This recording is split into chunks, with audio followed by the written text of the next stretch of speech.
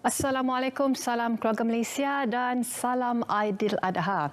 Anda bersama saya Azizana Alam dalam Pastikan Sahih, edisi Isnin 11 Julai 2022 bersamaan 12 Julhijrah 1443 Hijrah. Dan jangan kongsi berita palsu kerana tindakan itu boleh menyebabkan anda didakwa. Ayuh bersama-sama kita terapkan budaya tidak pasti jangan kongsi dalam usaha memberi kesedaran kepada orang ramai tentang kesan buruk menyebarkan berita palsu. Kita mulakan dengan segmen Sahih.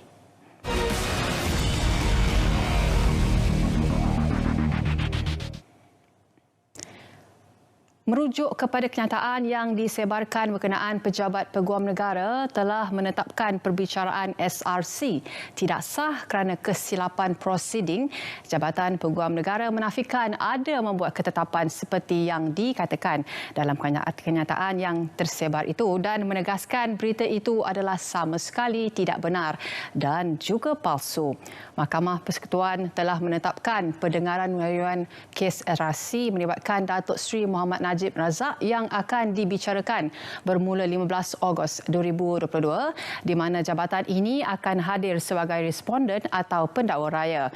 Jabatan Peguam Negara akan meneruskan dengan rayuan kes tersebut dan akan menunggu keputusan Mahkamah Persekutuan. Kementerian Komunikasi dan Multimedia KECOM menerusi Pasukan Respon Pantas PRP menafikan bahawa Jabatan Kebajikan Masyarakat Malaysia JKM membuka permohonan secara dalam talian yang menawarkan bantuan sebanyak RM500 sebulan. Menurut PRP, kenyataan itu dibuat susulan tular di media sosial. Sebuah tangkap layar yang memaparkan skim bantuan itu dibuka khususnya terhadap warga emas bagi tahun 2022.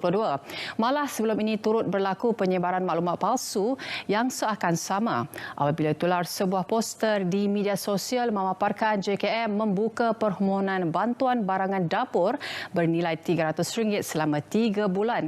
Justru kata kenyataan itu, orang ramai dinasihatkan untuk mendapatkan maklumat yang tepat mengenai skim bantuan JKM di laman portal rasmi JKM sahaja.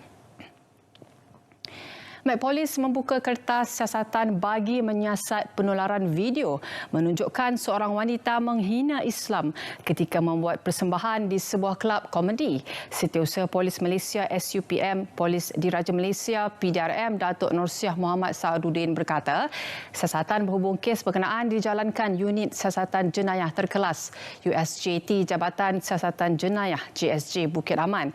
Jelas beliau dalam satu kenyataan kertas siasatan dibuka mengikut Seksyen 298A Kanun Keseksaan iaitu atas alasan agama yang boleh menyebabkan suasana tidak harmoni, perpecahan atau permusuhan, benci-membenci atau niat atau memudaratkan pemeliharaan keadaan harmoni. Tambahnya lagi, selain itu kertas siasatan juga dibuka mengikut Seksyen 233 Akta Komunikasi dan Multimedia 1998 iaitu penggunaan tidak wajar, kemudahan rangkaian atau perkhidmatan rangkaian. Polis akan memanggil semua pihak terlibat bagi menyiasat dakwaan anggota polis mengambil sejumlah wang daripada dompet yang diserahkan di Balai Polis Kulim High-Tech di Kulim, Kedah. Ketua Polis Daerah Kulim Superintenden Muhammad Ridwan Salih berkata, pihaknya mengesan dakwaan tersebut yang tular di media sosial pada 8 Julai lalu. Katanya pengadu mendakwa duit di dalam beg telah dijumpai oleh lelaki lain sebelum diserahkan kepada Balai Polis Kulim High-Tech sebelum didapati hilang. Jelas Ridwan, hasil semakan mendapati sehingga kini tiada laporan polis dibuat oleh mana-mana pihak berhubung isu tersebut. Pinjaman tidak wujud atau loan scam adalah penipuan yang digunakan sindiket untuk memperdaya mangsa dengan menawarkan pinjaman wang secara dalam talian, dan sindiket akan menawarkan pinjaman yang mudah, cepat, kelulusan mudah, kadar bayaran balik rendah dan pelbagai tawaran yang too good to be true.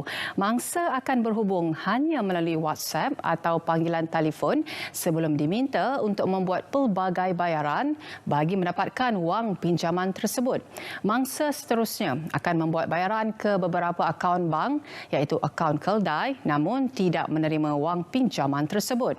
Orang ramai dinasihatkan agar menjadi peminjam yang bijak dengan menyemak nama syarikat, syarat sah memberi pinjam wang berlesen, nombor akaun dan juga prosedur bagi pinjaman wang sebenar. Cinta bukan sahaja memerlukan kesetiaan, pengorbanan dan kesefahaman. Cinta juga memerlukan kebijaksanaan. Jangan sesekali memberikan wang anda kepada cinta hati dari alam maya. Kita lihat apa yang terjadi kepada Aida di dalam video ini akibat terlalu mudah percaya dengan cinta fantasi.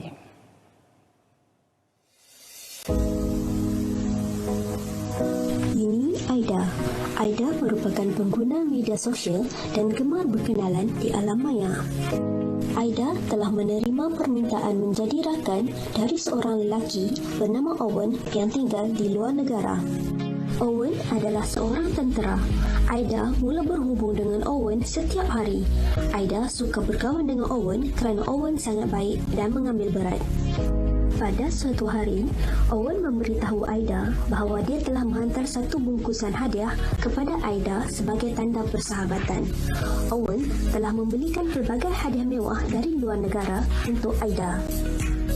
Selepas beberapa hari, Aida telah menerima panggilan dari pihak kastam memaklumkan bahawa bungkusan tersebut terpaksa ditahan kerana mengandungi duit yang banyak.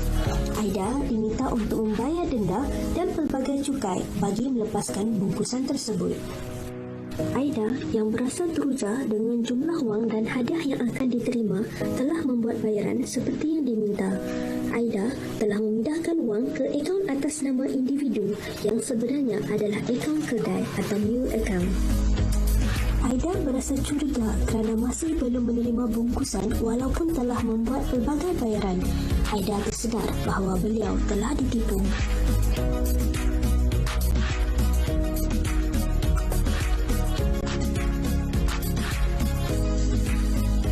Berikut adalah tips bagi mengelak menjadi mangsa love scam.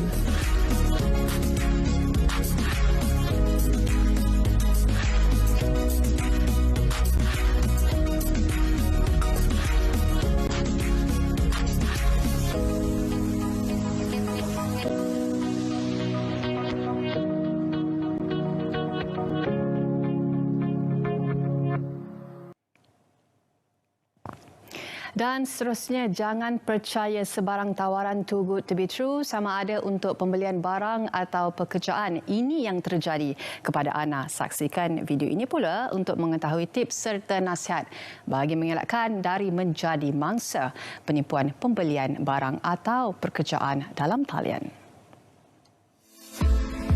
Ana merupakan pelajar IPT dan sedang mencari kerja sambilan. Pada suatu hari, Ana telah menerima mesej WhatsApp dari nombor yang tidak dikenali menawarkan kerja sambilan sebagai ejen jualan dalam talian. Ana begitu teruja dengan tawaran kerja tersebut kerana dijanjikan bayaran yang lumayan. Ana kemudiannya menghubungi nombor yang diberikan. Ana dijanjikan bayaran komisen sehingga 8% dan pulangan wang. Ana telah diberikan tugasan untuk memasukkan barangan dari platform jual beli yang diberikan oleh suspek ke dalam bakul atau kad pembelian dan kemudiannya menghantar tangkap layar kepada suspek. Ana juga perlu membuat pembayaran bagi setiap produk tersebut ke akaun yang diberikan suspek dan menyelesaikan tugasan dalam tempoh yang diberikan. Ana telah mengikut semua arahan yang diberikan oleh suspek beberapa kali sehingga membuat bayaran untuk barang yang berharga ribuan ringgit. Ana kemudiannya tidak mendapat bayaran komisen dan pulangan wang yang dijanjikan. Ana tersedar telah ditipu. Berikut adalah tips pencegahan. Jangan mudah percaya pada tawaran kerja dalam talian, terutama yang menjanjikan kerja yang mudah dan pulangan yang lumayan. Semak tawaran kerja dengan syarikat berkaitan. Jangan buat bayaran ke akaun atas nama individu atau syarikat yang tidak dikenali.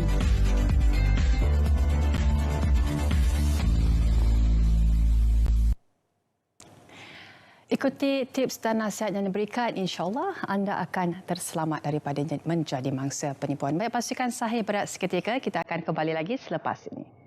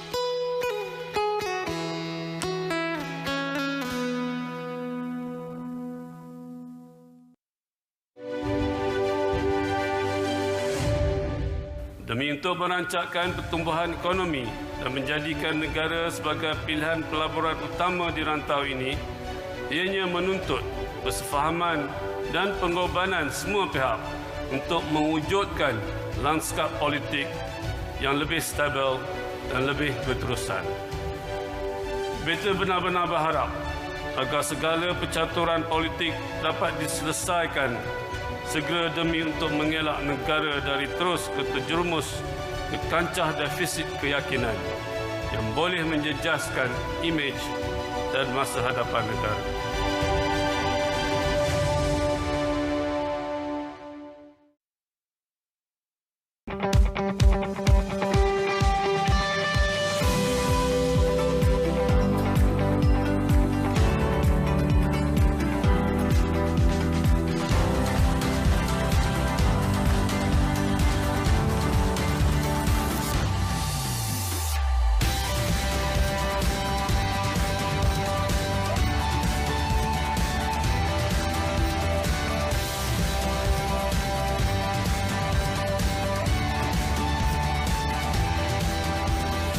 Baik, bertemu kembali dalam Pastikan Sahih. Kita teruskan dengan segmen Semasa.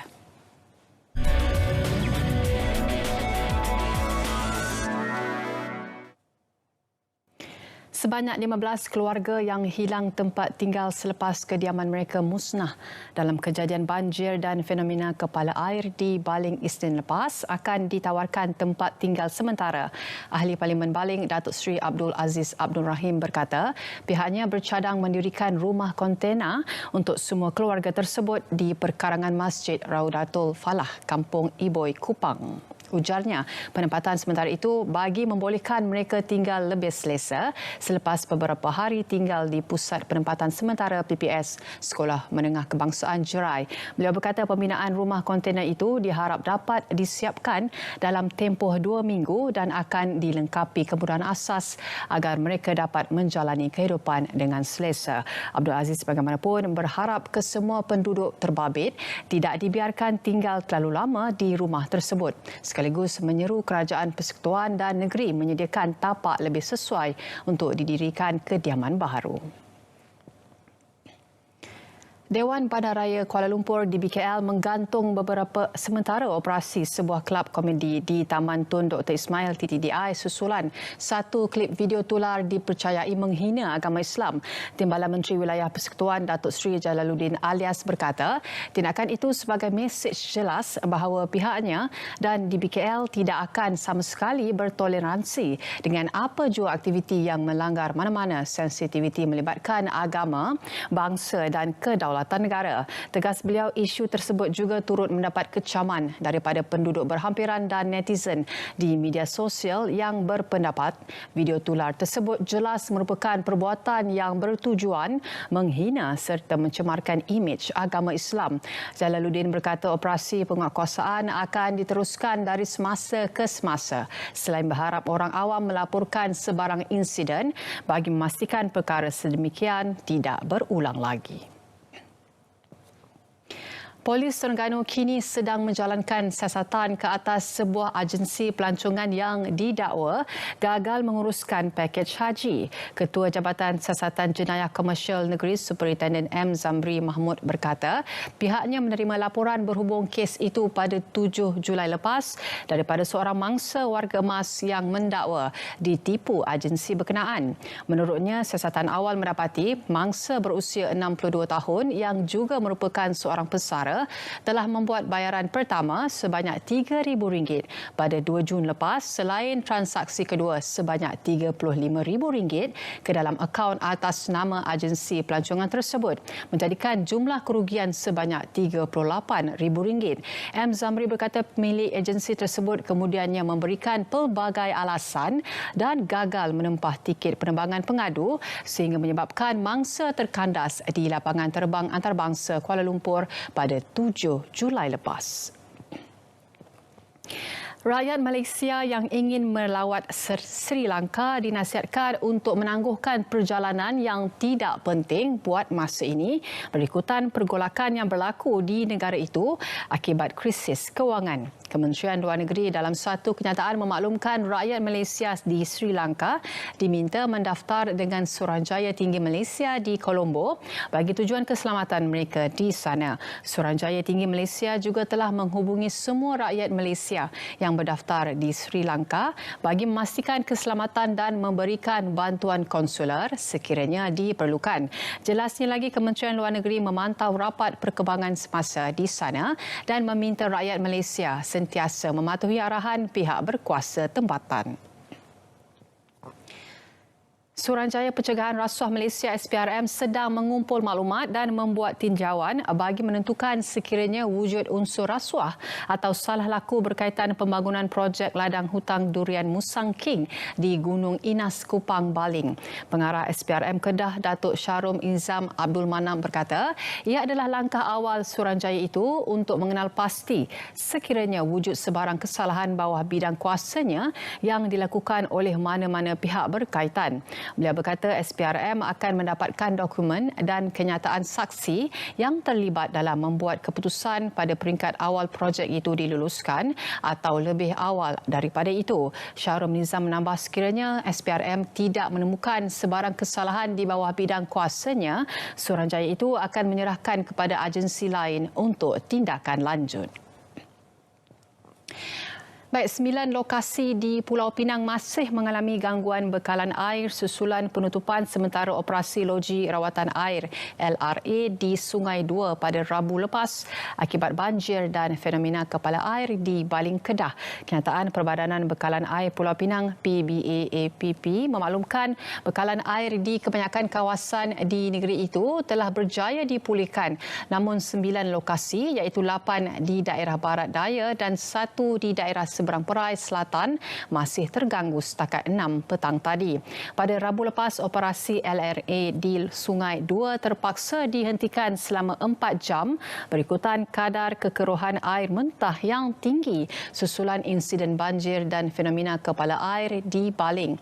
Menurut PBAPP, bagi mengurangkan kesulitan pengguna yang terjejas, bekalan air bersih akan diagih menggunakan lori tangki perbadanan itu, Pertubuhan Bomba Sukarela, Majlis Bandaraya Seberang Perai dan Majlis Bandaraya Pulau Pinang.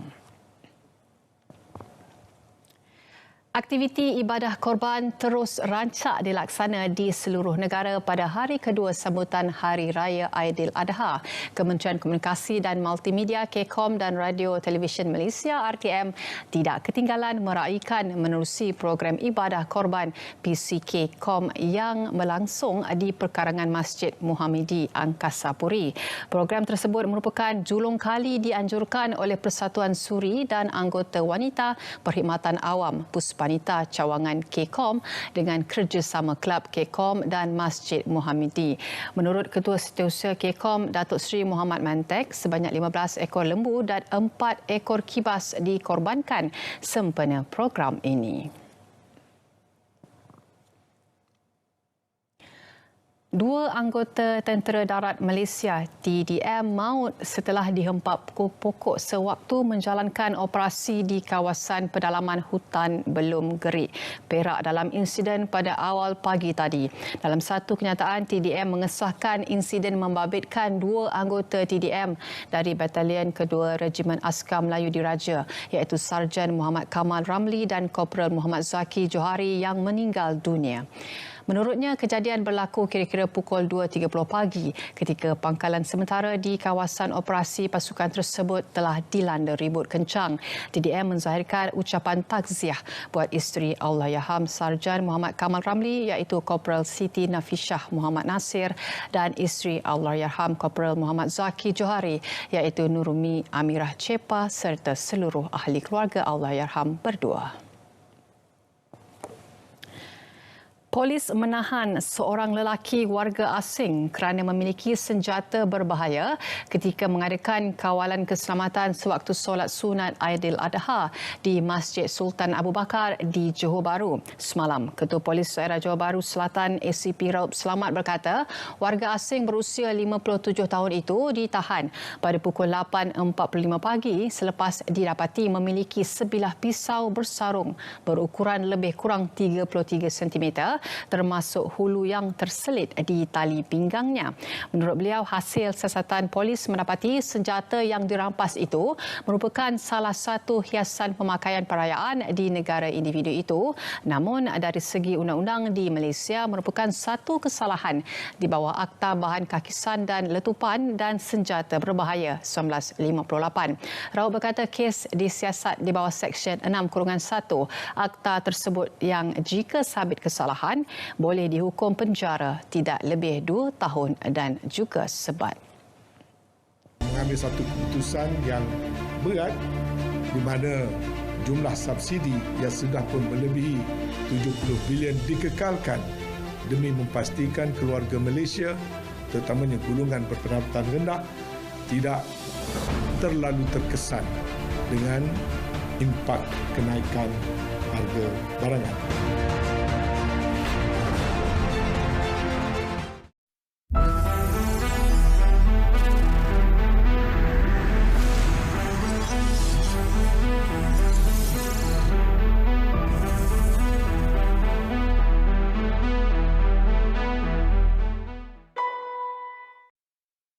Kerajaan Tuanku kekal komited untuk melonjakkan prestasi perdagangan dan pelaburan negara, termasuk memastikan pelaburan langsung domestik terus dirangsang.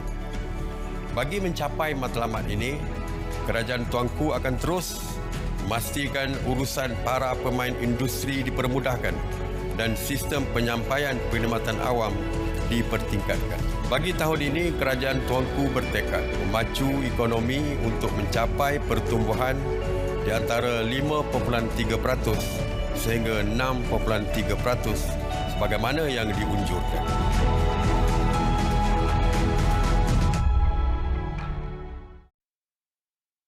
Kita berharap menjelang akhir tahun ini dalam masa 6 bulan, tahap pencapaian konektiviti 4G mesti capai 97%. Dan 7.5 juta premises fast.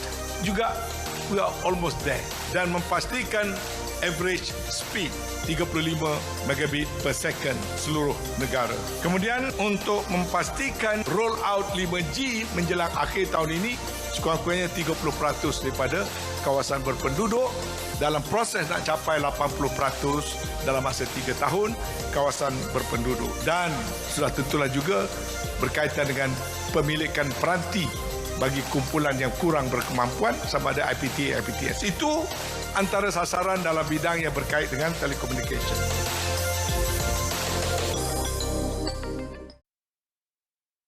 Saksikan siaran langsung perasmian Hari Peneroka Felda 2022 Peringkat Kebangsaan oleh Perdana Menteri Datuk Seri Ismail Sabri bin Yaakob pada 14 Julai 2022. Pukul 10 pagi bertempat di Felda Rentam, Bera, Pahang. Di TV1, saluran berita RTM dan rtmklik.rtm.gov.my. Baik, bertemu kembali dalam Pastikan Sahih dan kita akan ke segmen seterusnya, notifikasi.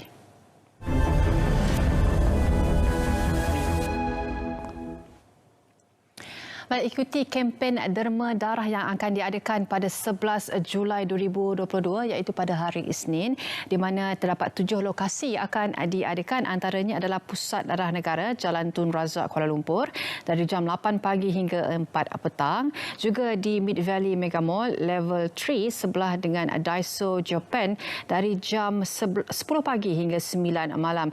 Juga diadakan di Wan Utama Shopping Centre Basement 2 New Wing pada jam 11 pagi hingga 7 malam.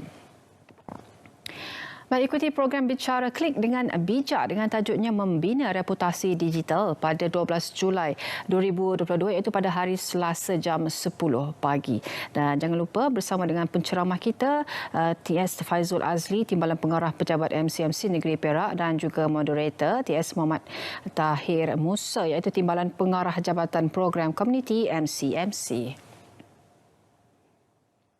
Baik, program keusahawanan sosial belia SERY ataupun SERI Social Entrepreneurship for Rural Youth diadakan bagi merupakan program berbentuk latihan berstruktur yang bertujuan untuk membangunkan potensi belia dalam bidang keusahawanan sosial. Dan jangan lupa tarikh tutup penyertaan adalah pada 31 Julai 2022. Baik, sekian sahaja daripada kami di Pastikan Sahih untuk hari ini. Jangan lupa untuk bersama saya lagi esok jam 3.30 petang. Dengan itu, Assalamualaikum dan salam keluarga Malaysia.